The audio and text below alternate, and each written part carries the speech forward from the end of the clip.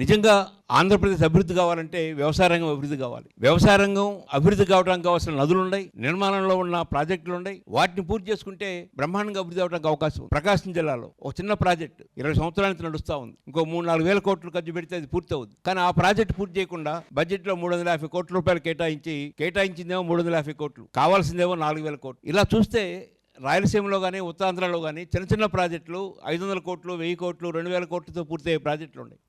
ఆ వైపు దృష్టి పెట్టకుండా కొత్తగా పోలవరం నుంచి బనకచెర్లకి ఒక భారీ ప్రాజెక్ట్ని 2-3 రిజర్వాయర్లు ఏర్పాటు చేసి లిఫ్ట్ ద్వారా నీటిని పంపడానికి ప్రయత్నం చేస్తున్నారు. మొన్న దాదాపు 400 కోట్లు ఖర్చు పెట్టి పరస్పర పొగడ్తలతో ఆ బహిరంగ సభని జరుపుకున్నారు. 500 కోట్ల దాకా ఖర్చు పెట్టి చివరికి రిజల్ట్ ఏంటంటే ఆయన విశ్వగురు అని ముఖ్యమంత్రి, ఆయన మహానేత అని లోకేష్, అట్లా పరస్పరం పొగడ్తలతో ఆ గంట గడపడం కోసం అన్ని వందల కోట్లు ఖర్చు పెట్టిన పరిస్థితి చూస్తున్నాం.